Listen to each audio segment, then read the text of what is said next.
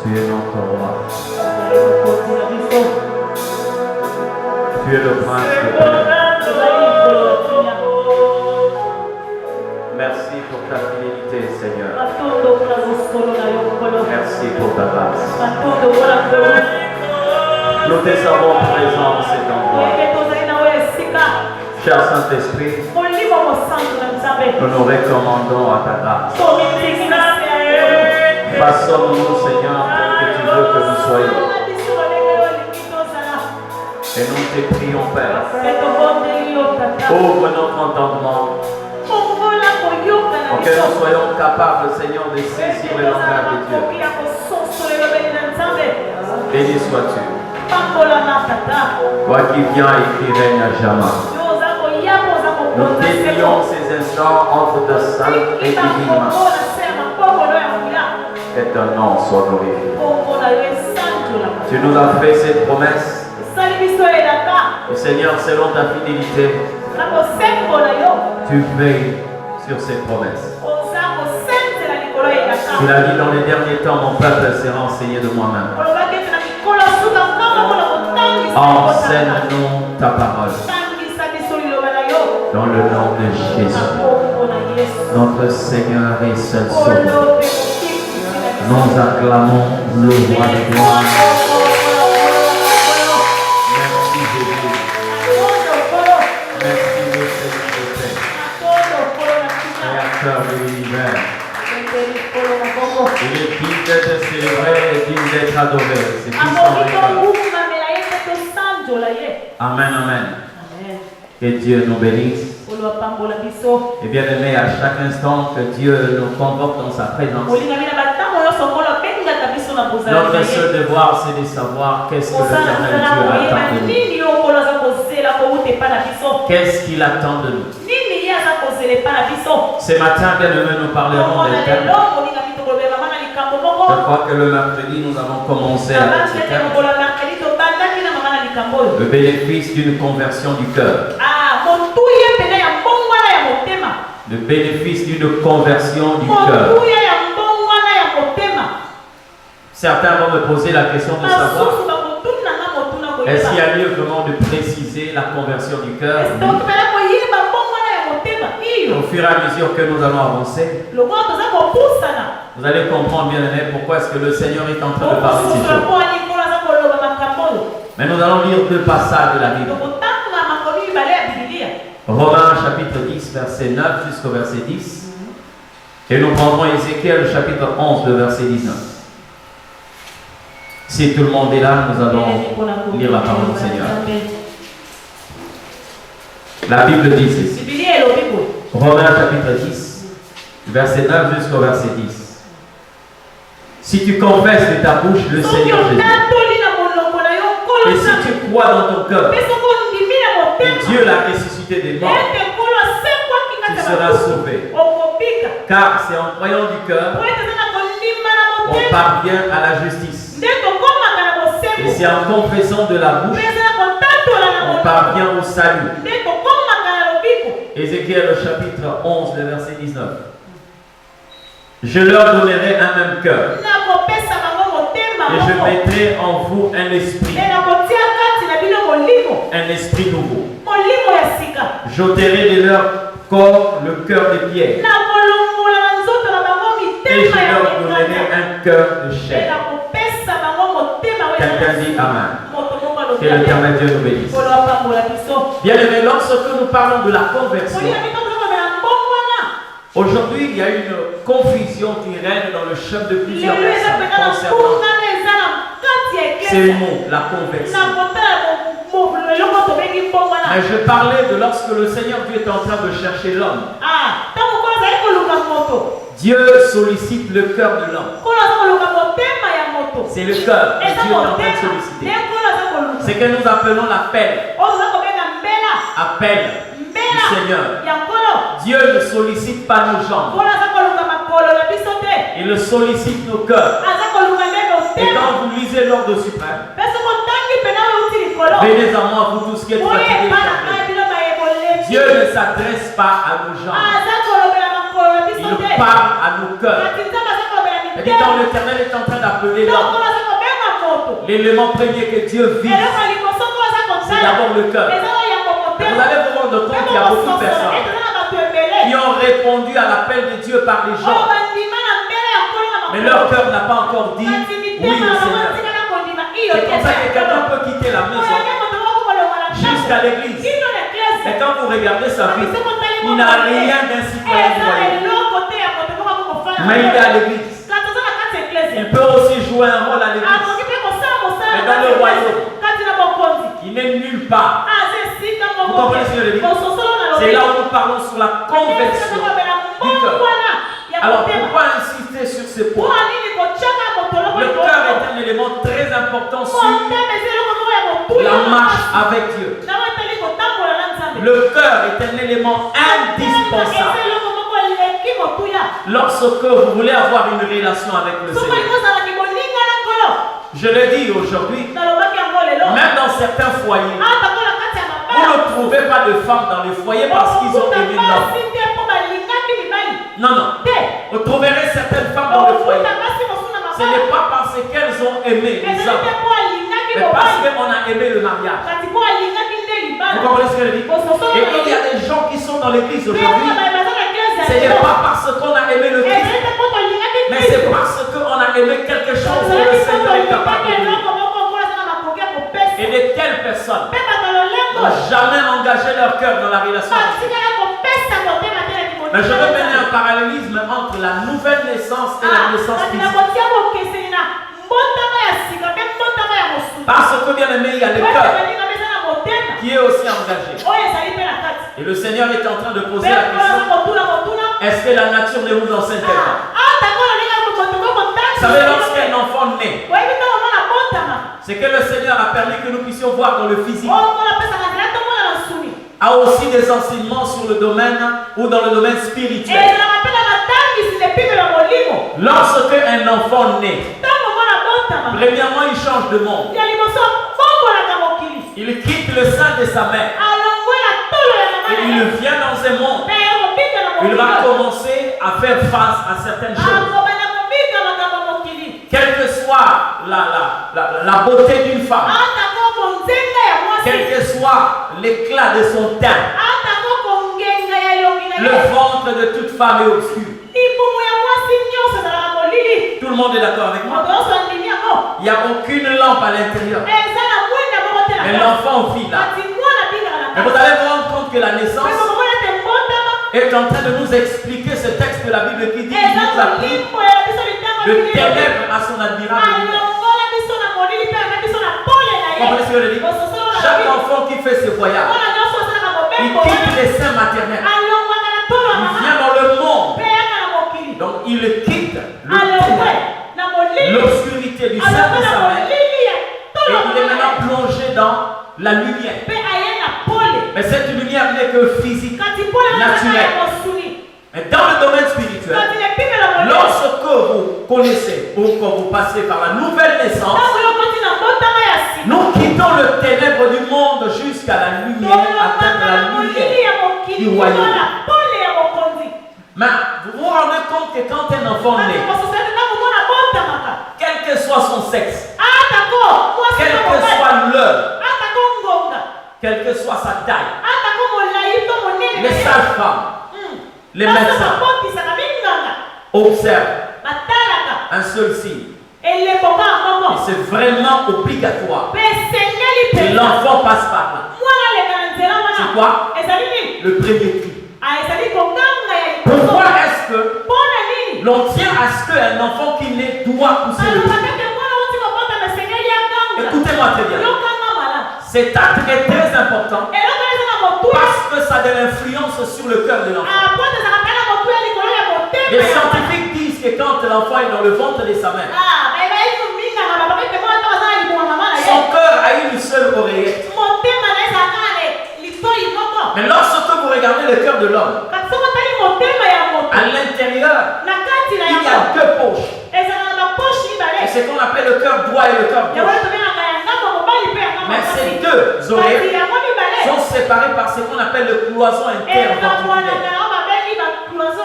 Maintenant, les scientifiques ont dit ceci.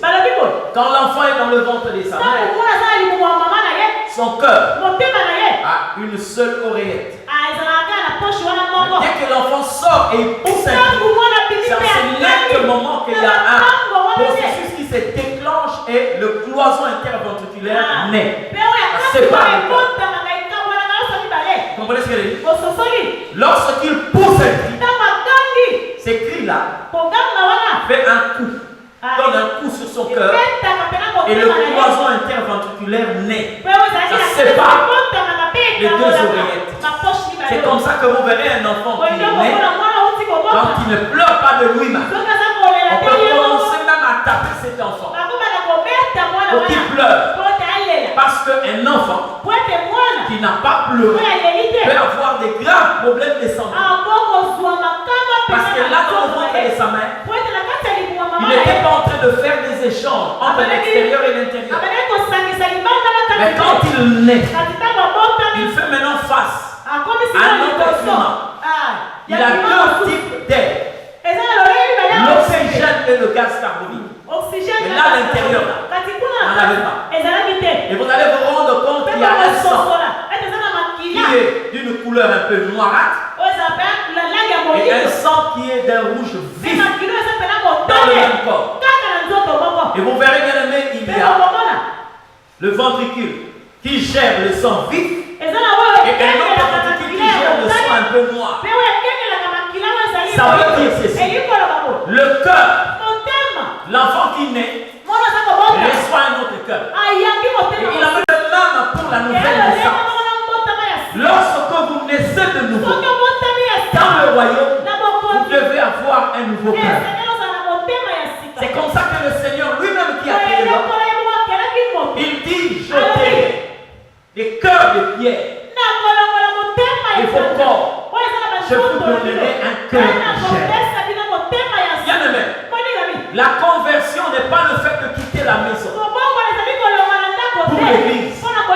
Tu peux être à l'église, mais tu n'as jamais été converti. Et c'est là où nous trouvons des personnes qui prêtent confusion par rapport à ces deux mots, la repentance et la conversion. Et lorsque vous interrogez la parole de Dieu, il y a d'abord le mot hébreu. Juif. Non, juif. Hein? Ou chou. Le mot hébreu chou qui parle de la repentance comme étant un regret. Faire un demi-tour.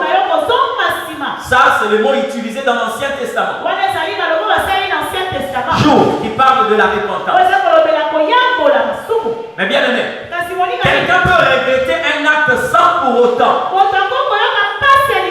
changer. D'accord? Quelqu'un peut regretter un acte qu'il a posé. Quelqu'un peut faire un demi-tour sans pour autant changer sa nature. Mais dans la Nouvelle Alliance, pour le Nouveau Testament, il y a le mot grec métanoïa qui parle de la conversion. Donc lorsque vous lisez dans le Nouveau Testament, et on parle sur métanoïa, c'est-à-dire la conversion, c'est vrai que le français quelquefois applique seulement repentance, mais le vrai sens de ces mots-là, c'est un changement de vie. Un changement de vie. Non seulement que l'on regrette, mais on mène une autre vie après l'avoir compris. L'église est en mal lorsque on a plusieurs personnes qui ont connu la repentance sans connaître la conversion. J'ai dit la repentance. Même un païen peut se repentir. Et c'est là où j'ai parlé sur Judas et Pierre. D'accord.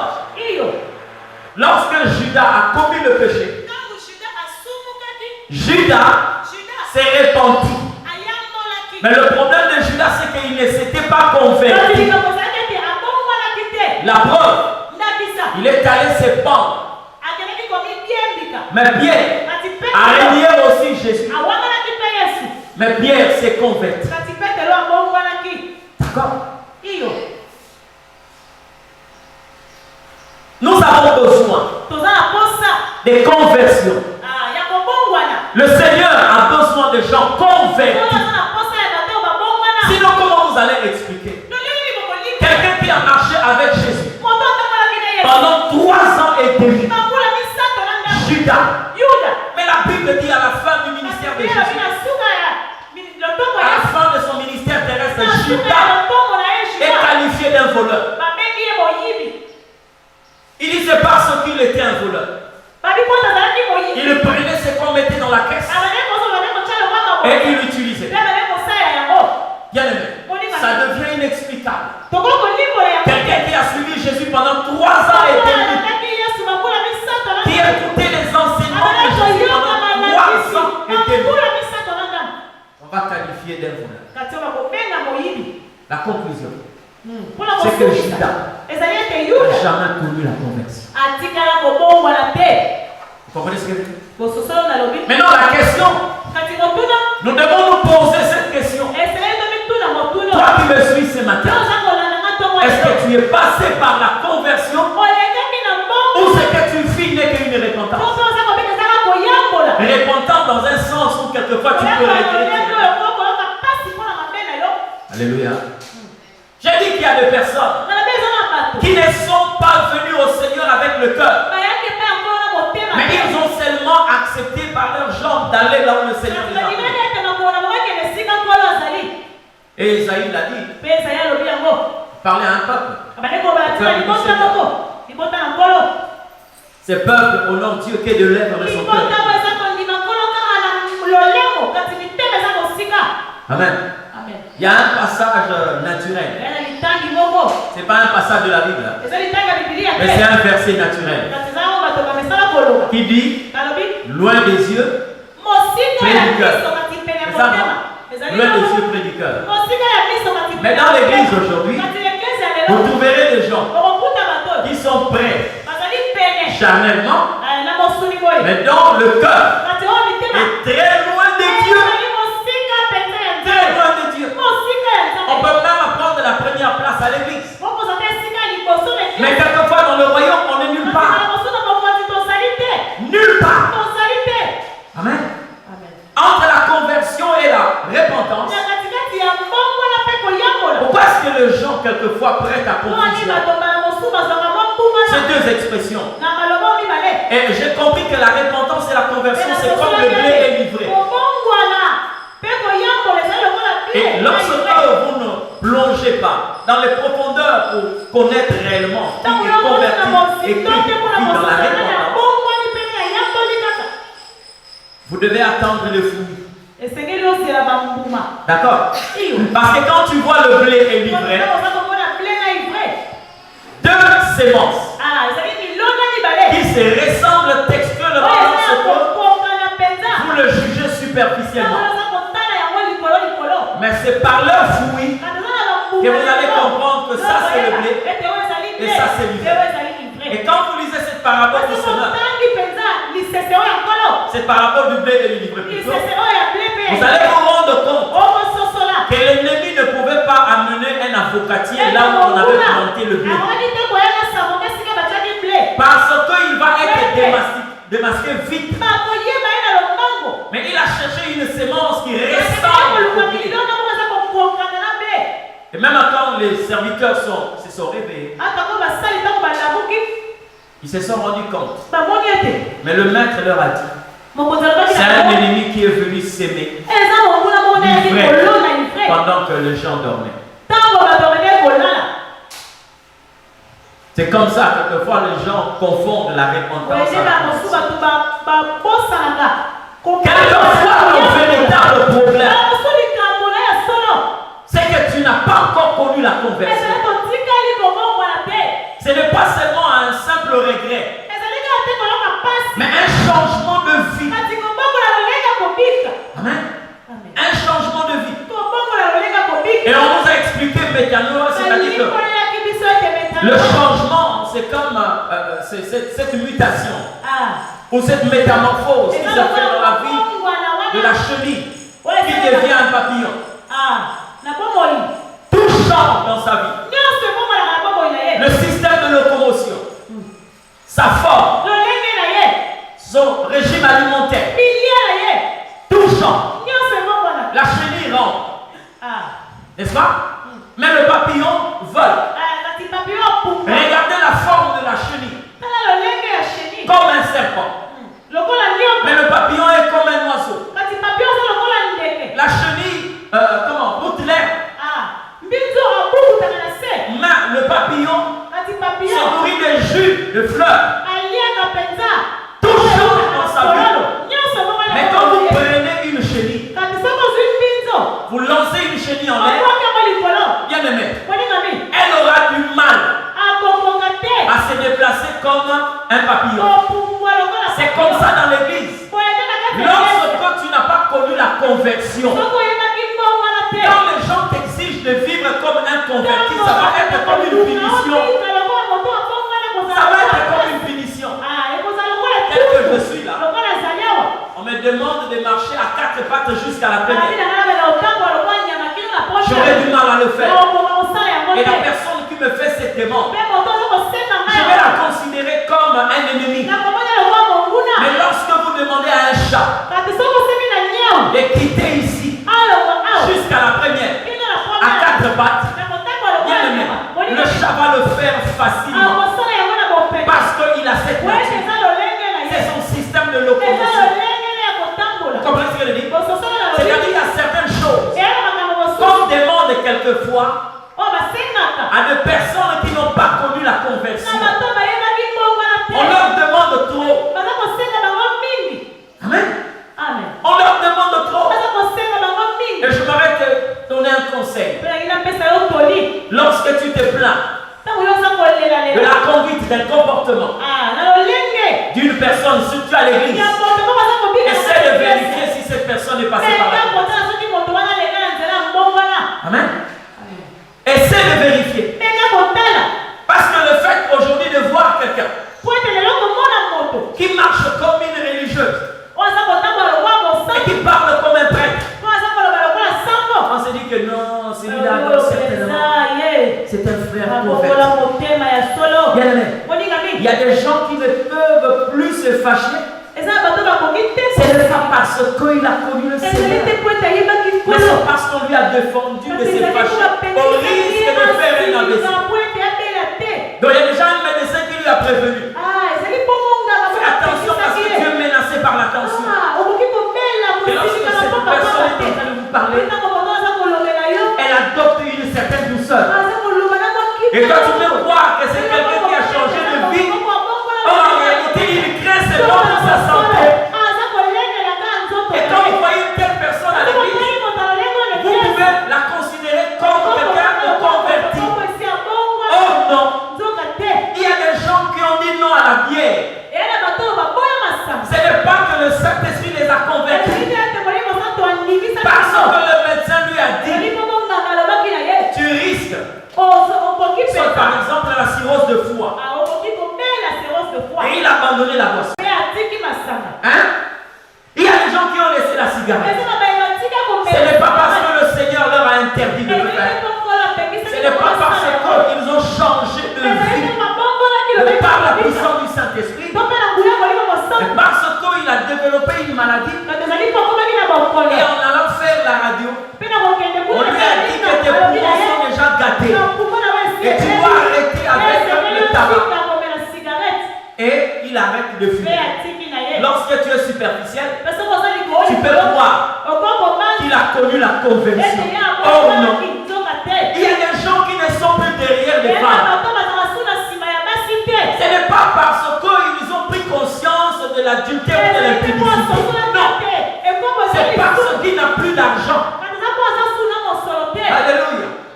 Oui. Mais si vous êtes superficiel, vous allez croire que non. Non, c'est frère, c'est frère. C'est converti. Non. Il n'est pas converti. C'est parce qu'il n'a plus l'argent de gérer le deuxième bureau, le troisième bureau. Maintenant, il est à la maison. Vous voyez le calme de l'enfant prodigue. Son calme là, son silence là. Ce n'est pas parce que c'est un frère qui m'a suivi dans les choses de Dieu. pas encore eu l'argent. Le jour où l'enfant prodigue avait eu des moyens, la Bible dit qu'il commença à vivre dans la débauche. Alléluia. Amen. Même si tu ne peux pas répondre. En fait, moi, je suis en train de parler ce que Dieu est en train de dire. Je ne viens pas pour récolter les amens, mais je viens seulement pour te dire ce que le Seigneur est en train de dire. La conversion. Alléluia. Amen. La conversion. Beaucoup de personnes aujourd'hui à l'église ne sont pas venues avec leur cœur. La preuve. Aujourd'hui, ici, le Seigneur prend la décision de ne plus nous donner ce que nous cherchons pour lui. Comme mariage, comme travail, argent, percée, tout ce que vous connaissez. Mais quelquefois, nos églises seront vides. Amen. Je n'aimerais pas être dans une église qui ressemble à la piscine de Bethesda. Vous voyez la piscine de Bethesda? La Bible dit qu'il y avait une multitude de malades. Cette piscine était l'image d'une église. Parce que le nom de Bethesda signifie maison de miséricorde. Mais là, on ne trouvait que des gens qui venaient recevoir la guérison physique. Vous croyez que là-bas, il n'y avait pas de malades? Quand j'ai lu ce texte de la Bible, on cite un certain nombre de malades. Mais on a oublié une catégorie. Heureusement qu'entre les lignes de la Bible, il y a aussi des écrits. Amen. Entre les lignes de la Bible, il y a aussi des écrits. Lorsque on parle des aveugles, des expropriés, des paralytiques, il y avait aussi une autre catégorie, des malades, mais qu'on n'a pas mentionné. Vous le connaissez? C'est des gens qui avaient mauvais cœur. Ils pouvaient avoir une mobilité correcte. Ils marchaient bien. Ils faisaient tout bien. Apparemment, quand vous le voyez, il n'est pas malade. Parmi ces gens, il y avait ceux qui avaient le registre. Ceux qui enregistraient ceux qui venaient et qui sortaient. Mais je vais vous révéler d'autres malades, mais qui n'étaient pas conscients de leur maladie. Lorsque Jésus est venu guérir, c'est lui qui a souffert pendant 38 ans. C'est là où on a révélé d'autres malades.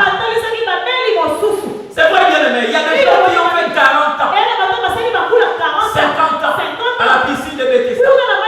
L'homme qui a fait 38 ans n'était pas le seul.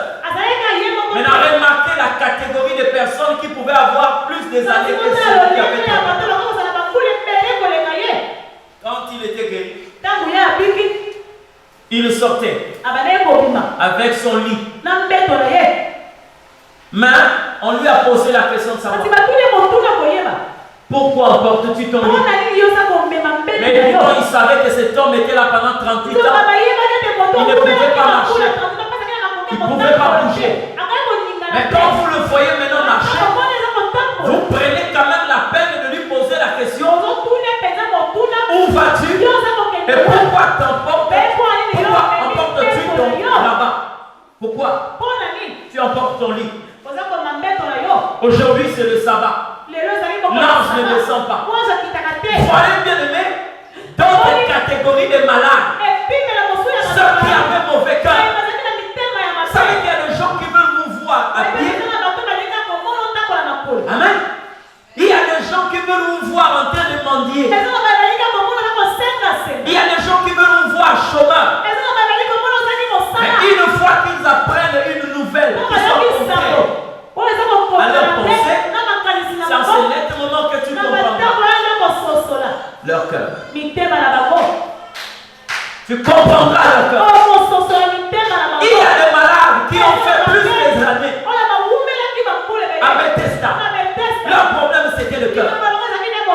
Mais comme ils se considéraient en bonne santé, personne ne pouvait plonger de manière à ce que le Seigneur lui change de cœur. Parce qu'on se disait: Je vais vous poser une question ce matin. Avec toute humilité.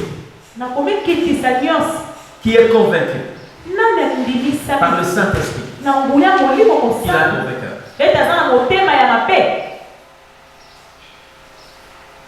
Vous voyez? Est-ce que vous voyez à côté? Qui avec humilité et amour peut savoir que lui il est convaincu par le Saint-Esprit qu'il a un mauvais cœur? Qui?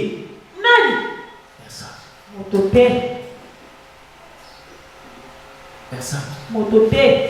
Dis à celui qui a te. Nous sommes dans le royaume. Parce qu'ici, il y a pas des gens qui ont mauvais cœur. Moi, je te le dis. Tu es un malade qui s'ignore.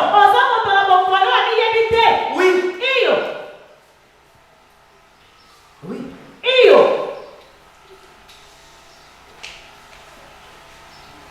Vous savez bien, tout le monde est beau. Tout le monde est intelligent. Tout le monde parle bien. Tout le monde s'habille bien. C'est lorsque tu te retrouves dans ton coin, tu te rends compte de tout ce qui est bien là. C'est toi. Amen. Tout ce qui est bien, c'est toi. Mais tu dois retenir une vérité. Dans la vie, tu n'as pas le droit de te tromper toi-même.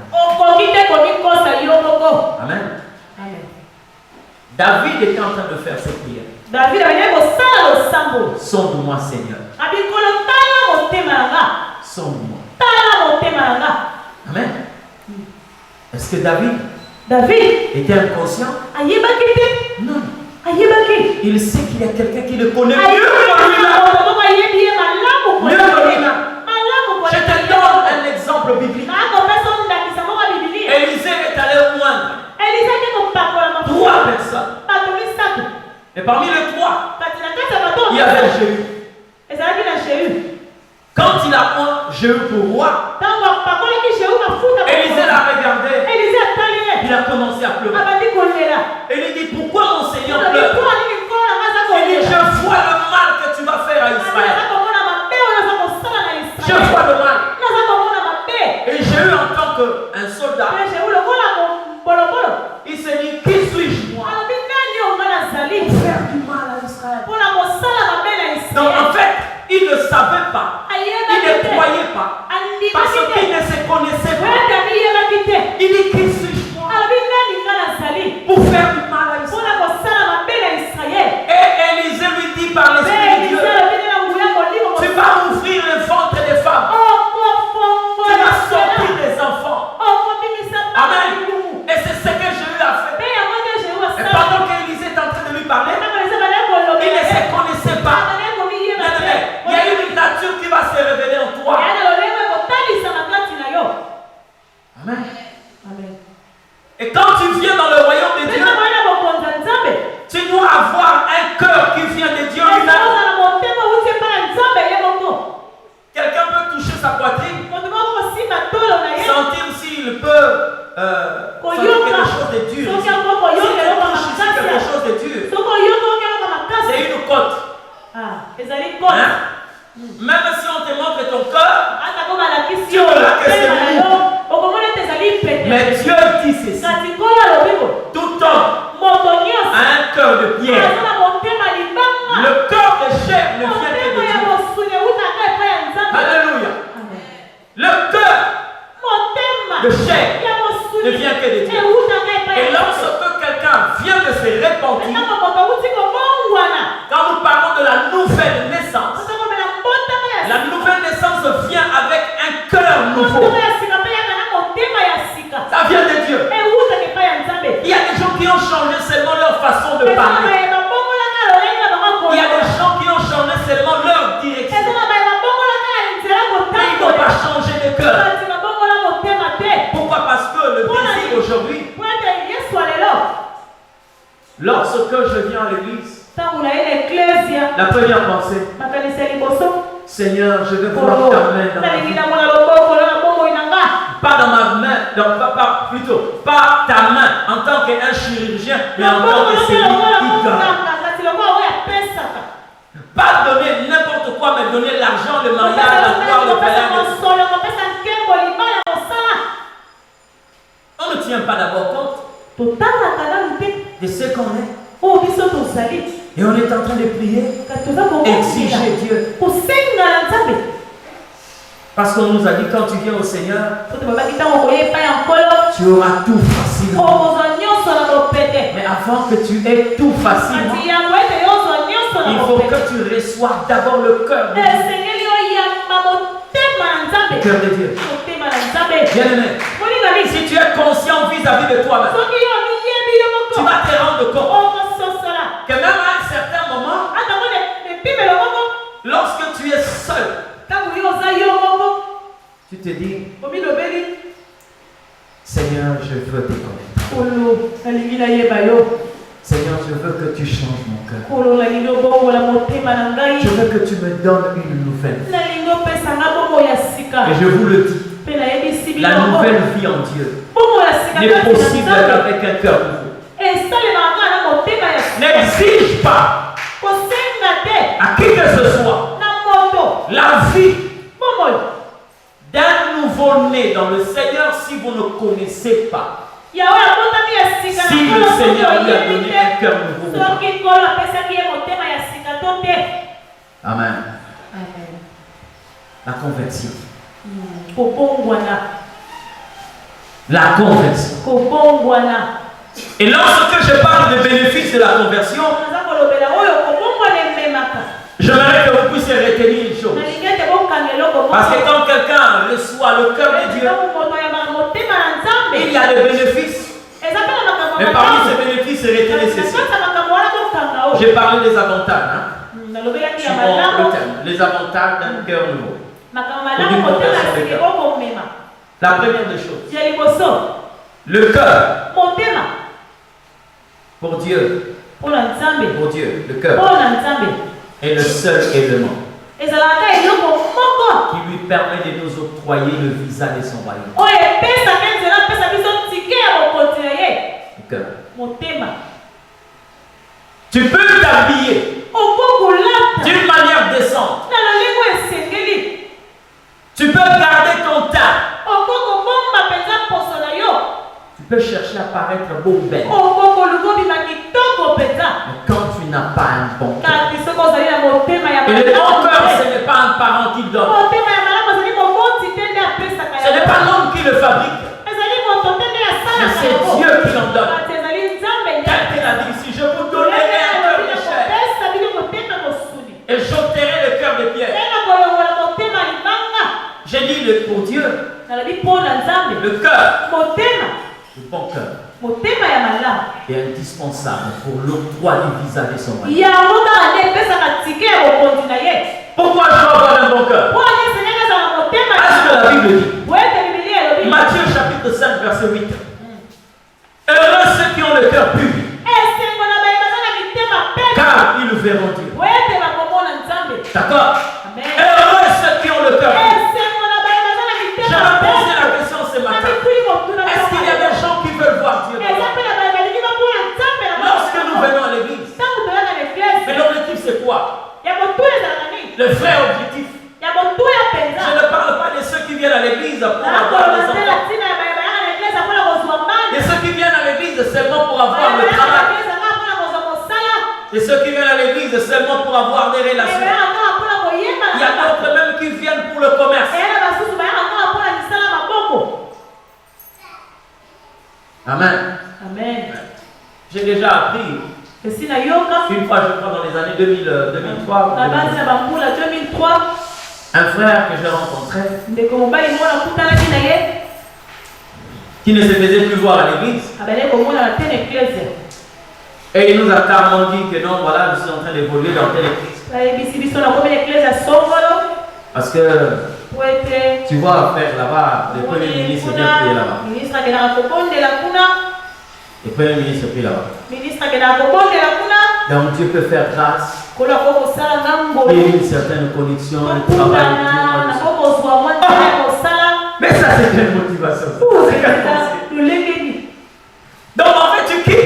l'église parce que tu suis le premier ministre qui prie dans telle église. Et là où tu pries, il y a le roi qui est là. Alléluia. Lui qui crée des connexions sans pour autant qu'il y ait de personnes intermédiaires. Il a pris une fille comme Esther, une esclave. Il a connecté avec le roi Cyrus qui a facilité cela. Mais c'est Dieu. C'est Dieu. J'ai entendu aussi une sœur dire, je préfère prier dans telle église, là-bas il y a plusieurs frères. Et en venant, quelqu'un peut jeter le regard sur moi.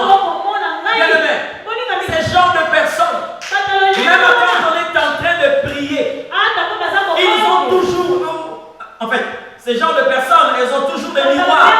Même en pleine prière, on peut commencer à arranger la poudre. En pleine prière, on peut commencer à arranger les rouges à lèvres parce que l'objectif c'est qu'un frère me regarde. Non, si la femme qui était courbée dans le temple était venue pour que quelqu'un la regarde, elle allait rentrer courbée. Mais comme elle était venue pour que le Seigneur la regarde, la Bible dit Jésus est en vous. La redressa. Si tu es venu ce matin, qu'un homme ou une femme te voit, je suis là pour te décourager. Tu as choisi le mauvais endroit. Tu as choisi le mauvais endroit. Amen. Si c'est ça ton objectif, ma prière est que le Seigneur te revête le masque de vieillesse. Amen. Mais si nous venons, c'est pour que le Seigneur. Et je pose la question ici. Est-ce qu'il y a quelqu'un qui veut voir Dieu? Si tu veux voir Dieu, voici bien aimé les secrets que la Bible révèle. Le bon cœur est indispensable pour voir Dieu. Heureux ceux qui ont le cœur pur, car ils verront le Seigneur. Ils verront Dieu. Le bénéfice d'une conversion du cœur.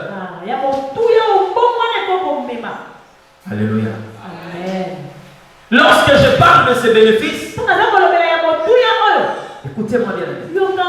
Vous connaissez l'histoire de Caïn? Même dans la prière, le cœur est l'une des causes qui permettent soit l'exaucement ou le non-exaucement. Est-ce que Caïn était laid? Non. Est-ce qu'il était mal habillé? Non. Est-ce qu'il parlait mal? Non. Mais le problème c'est quoi? Le cœur. Même son offrande n'était pas mauvaise. Mais la Bible dit, l'Éternel jeta un regard favorable sur Abel. Mais lorsqu'il regarda Caïn, tu n'as pas trouvé qu'il était bon de cœur. Dieu l'a rejeté. Et a rejeté aussi son offrande. J'aimerais te dire ceci. Je ne suis pas de ceux qui te disent Amen seulement ce que tu as reçu. Mais tu dois d'abord toi-même être une offrande. Il faut que tu sois agréable à Dieu. Tu peux amener des millions ici. Dieu peut anéantir tes millions par rapport à l'état de ton cœur. Amen. Surtout l'église de Kinshasa.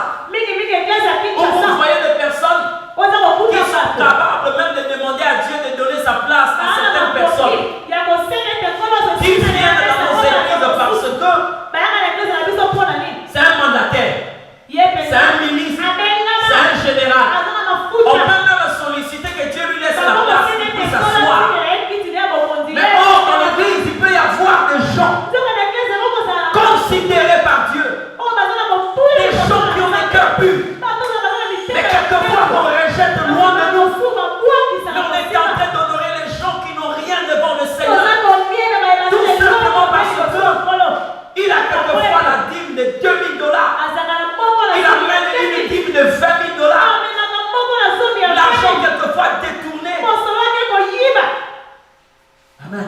Amen.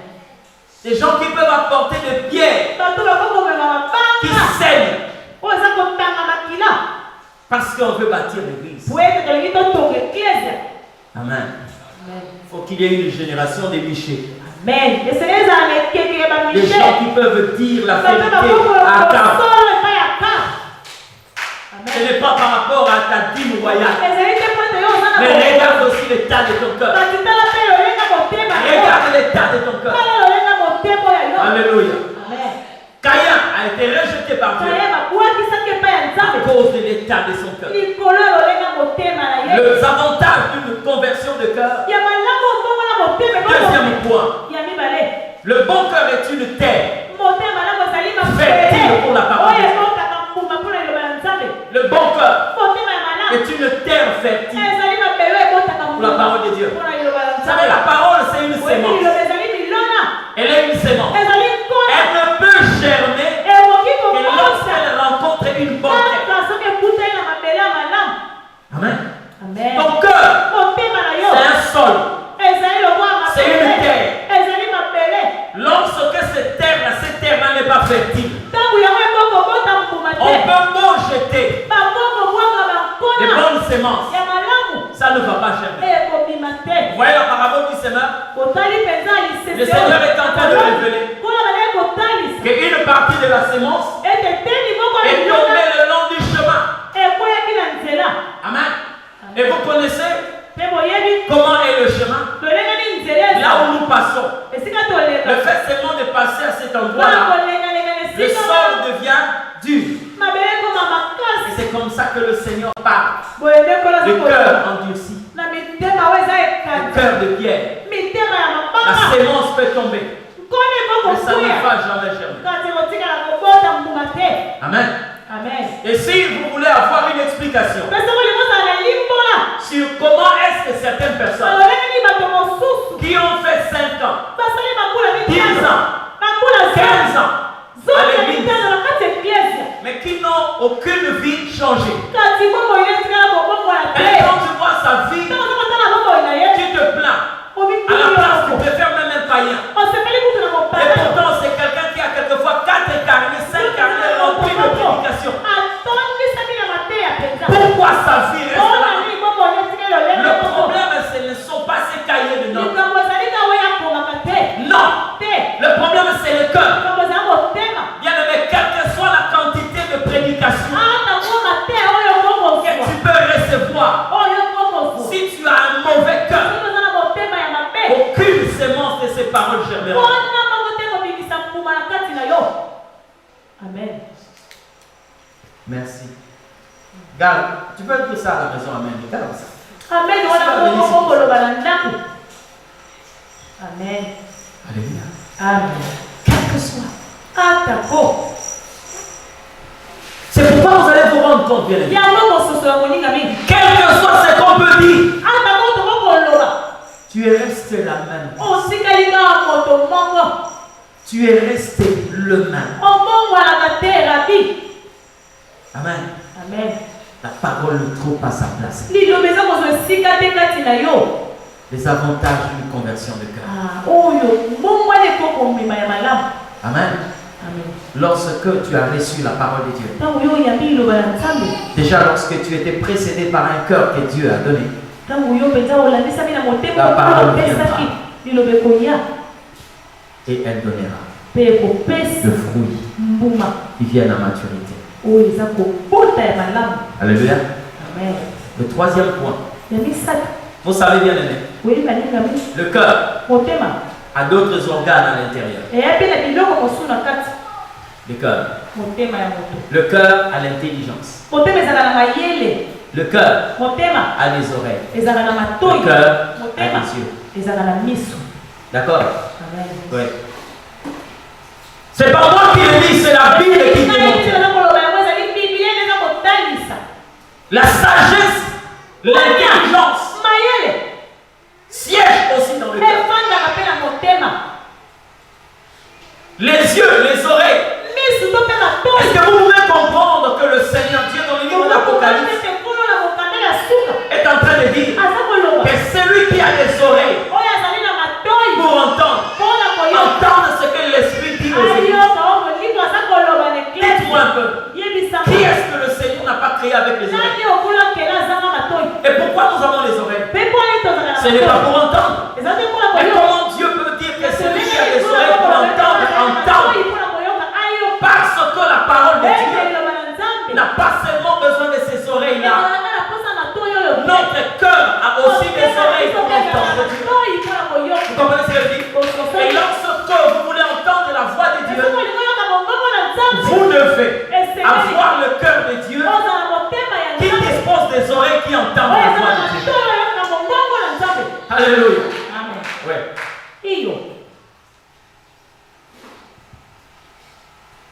les yeux. Nos oreilles, nos cœurs ont des yeux. Quand je dis nos cœurs, c'est-à-dire les cœurs de ceux qui ont reçu Dieu et qui se sont convertis réellement. Écoutez ce que la Bible est en train de dire. Je vais lire un texte de la Bible. Éphésiens chapitre 1, verset 18.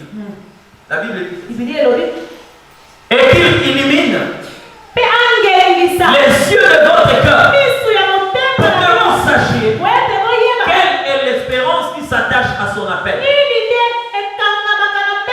et quelle est la richesse de sa gloire et son héritage qu'il réserve aux saints. Vous entendez la Bible parler des yeux du cœur. Amen. Amen. Oui, c'est comme ça qu'on ne peut pas, l'homme naturel ne peut pas quelquefois voir les choses de Dieu. Parce qu'il n'a pas reçu le cœur de Dieu. Et par conséquent, il ne peut pas voir les choses de Dieu. Alléluia. Amen. J'ai parlé des oreilles. Et nous avons la possibilité d'entendre Dieu. Et vous allez voir même dans la vie courante, certaines personnes vous disent, j'ai entendu dans mon cœur, le Seigneur me dit. Amen. Amen. Mais avec un cœur de pierre, un cœur qui ne vient pas de Dieu, vous ne pouvez pas entendre jamais. Alléluia. Amen. Un autre élément, la compréhension des choses de l'esprit. Je parle sur les avantages d'une conversion de cœur. La compréhension des choses de l'esprit. Amen. Amen. Ouais. On peut beau parler, on peut beau prêcher, mais pénétrer ces choses.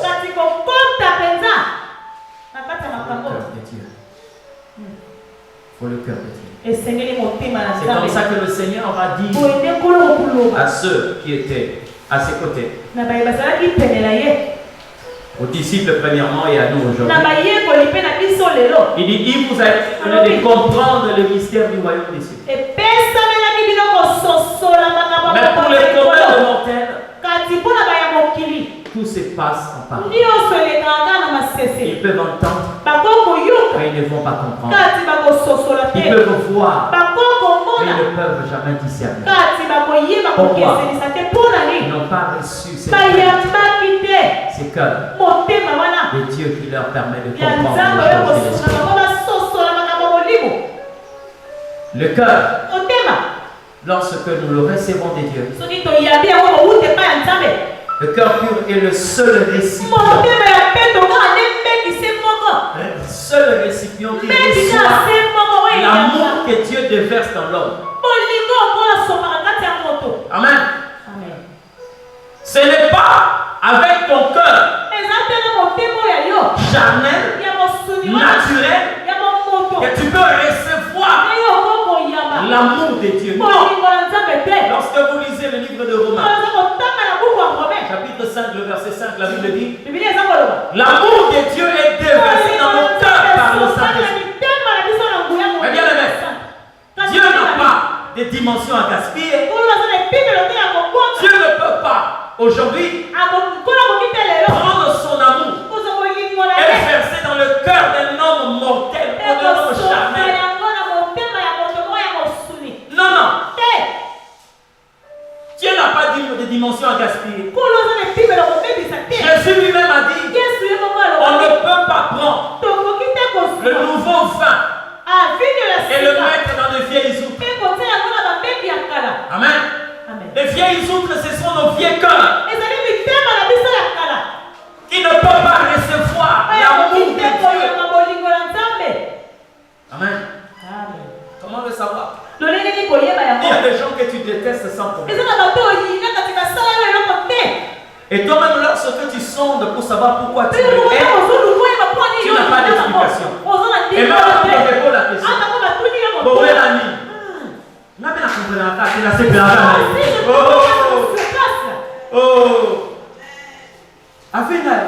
il y a même d'autres, même son nom, tu ne connais pas, mais tu ne l'aimes pas. Là où il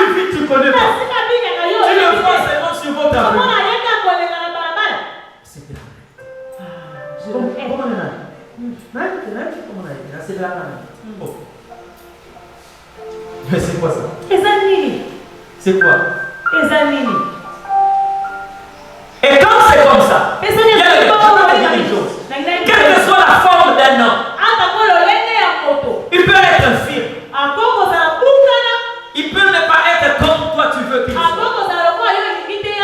Et quand Dieu a créé tout homme, il a dit ceci. Dieu vit que cela était. Vous savez, avec l'amour de Dieu, on peut même admirer un crapaud. Est-ce que vous croyez que le crapaud est laid? Est-ce que vous croyez que le crocodile est vilain? Par rapport à qui? Vous savez, la personne qui l'a créé, c'est Dieu. Et quand Dieu l'a créé, il l'a apprécié. D'accord? C'est Dieu qui l'a apprécié. Tout le monde n'aura pas la même taille que moi. Ou soit comme la sœur Madame. Il y a des femmes fortes. Il y a des hommes qui ont un ventre. Casta, plus élancé. D'accord?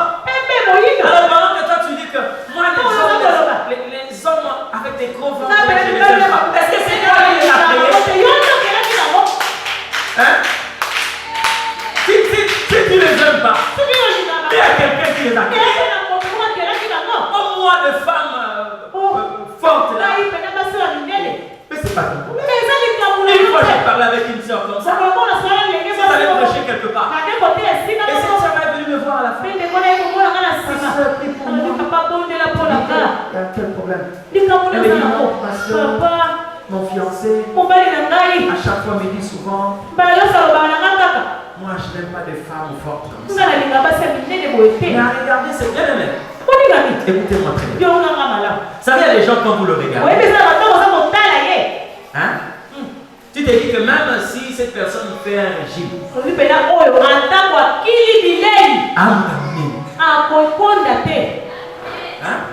pourquoi on a monsieur Robert pour nous embarquer. Est-ce que vous comprenez ça? Et je lui dis, mais ma soeur, à vous voir, vous avez une taille forte. C'est comme ça. Si vous voyez un homme, je ne dis pas que vous devez exagérer, mais la taille que vous avez, c'est la taille que l'Éternel Dieu vous a donnée. Si tu vois un homme qui n'aime pas ta taille, c'est que ce n'est pas lui. Ce n'est pas lui. C'est-à-dire, il y a quelqu'un d'autre, il y a quelqu'un d'autre. Quand tu vas passer là, il va se réveiller. Même quand tu es à la maison, quand tu passes comme ça, il se réveille. Quand il passe comme ça, tu le fais.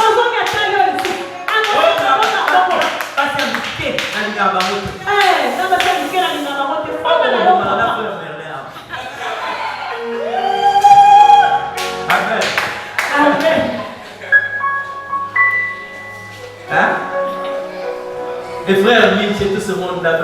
Ça c'est leur monde. Vous comprenez? Et Dieu les a créés comme ça. Non, ce n'est pas qu'ils sont mal, ils sont c'est comme ça. Et les femmes fortes sont aussi comme ça. D'accord? Maintenant, pour que vous soyez capable d'aimer quelqu'un que Dieu a créé comme ça, vous devez recevoir l'amour de Dieu. Je vais recevoir l'amour de Dieu. Et quand vous regardez quelquefois à la télé, j'ai vu une fois un couple. Aujourd'hui, un homme, l'homme, bon, il est devenu, il n'était pas, il est devenu un milliardaire. Il n'a pas de main. Il n'a pas de jambes. Il faisait des tableaux avec un pinceau qui le tient avec ses dents. Mais quand vous regardez sa femme, elle a tout sauf et pendant que tu te dis, mais il y a quelqu'un qui l'a aimé comme ça. Ça, c'est l'amour de Dieu. Et quand on reçoit un cœur de Dieu, amen, on reçoit l'amour de Dieu. On est capable d'aimer tout le monde. Il y a des mariages qui commencent comme ça. Moi, je t'aime. Oui, je t'aime moi non plus. Pendant que l'homme est en train de marcher, d'une manière correcte. La femme aussi d'une manière correcte. Il y a des choses qui arrivent dans la vie. Vous allez voir un homme que vous avez aimé, qui a une belle allure, s'habillait bien, il marchait très bien. Mais à un certain moment, il commence à tenir la jambe. Il commence à tenir même la main ou le bras. Il y a les mains. À ce niveau-là, il faut l'amour de Dieu. Il faut l'amour de Dieu. Un homme que tu as épousé, correct, mais à un certain moment, il perd la jambe. Une femme que tu as épousée, correct, à un certain moment, par quelquefois, ses maternités, elle a un bassin dérangé. Elle commence à boiter. Lorsque tu as reçu un cœur de Dieu, Dieu continuera de verser son amour. Amen. Amen.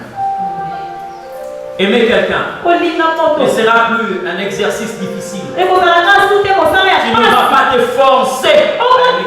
Et ça sera automatique. Regardez notre pays. Lorsque vous sortez maintenant, vous allez trouver moins de gens dans les rues. Pourquoi? Parce que tout le monde se réfugie en Jésus-Christ. Matin. Tout le monde. La majorité. Et lorsque vous regardez ce pays, vous prenez la température de ce que font les hommes. Hein? Le mal atteint son plafond. Et les gens sont dans les églises. Les gens qui tuent, qui détournent l'argent de l'État. C'est des gens qui sont dans nos églises et qui prient chaque matin, chaque dimanche. Ils sont là. Mais des véritables détourneurs, des véritables menteurs, de véritables criminels. Amen. Que dire alors?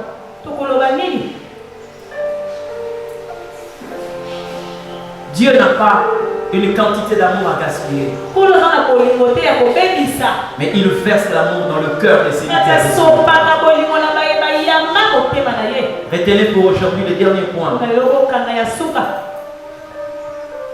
Le bon cœur. Ou un cœur pur. Est un aéroport où la grâce atterrit. Vous savez pourquoi? Parce que quand on reçoit un cœur de Dieu, il est difficile que vous puissiez vivre dans l'orgueil. Parce que le cœur de Dieu vient avec des attitudes qui viennent de Dieu. Parmi ces attitudes, il y a l'humilité. Lorsque vous lisez la Bible est en train de dire ceci. La première église était caractérisée par des gens qui prenaient leur repas avec simplicité de cœur. Et l'Éternel Dieu leur faisait grâce. Chaque jour, Dieu ajoutait des hommes sauvés à la grâce. Pourquoi parler de la grâce? Là, on parle de la simplicité de cœur. Le dernier point. Un cœur pur. C'est la source du pardon. La source du pardon. Il y a des gens qui ont du mal à pardonner.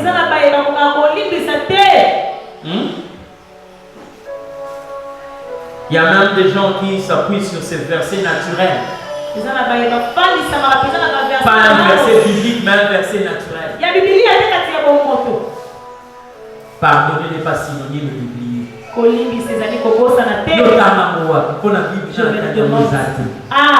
C'est pas écrit. Mais entre-temps, quand Dieu nous pardonne, il nous mais toi, quand tu pardonnes, tu dis que ce n'est pas synonyme d'oublier. C'est pourquoi même après 20 ans, tu peux rappeler encore ce et tu te félicites. Moi, j'ai eu mes hein?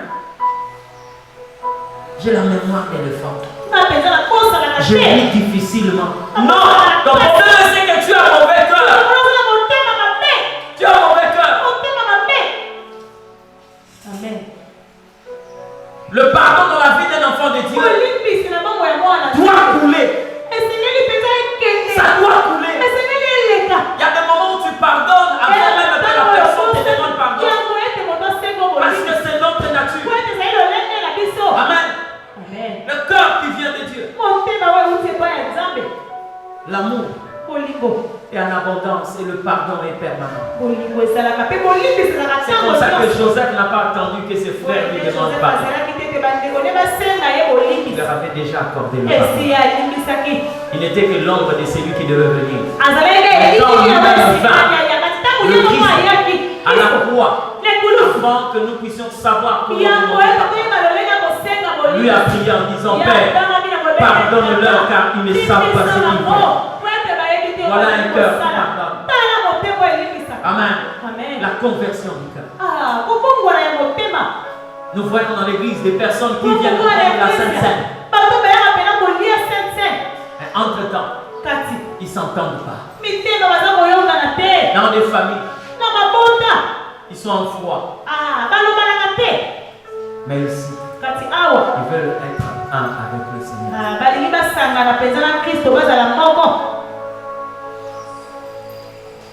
Ce matin, tu as parlé à quelqu'un.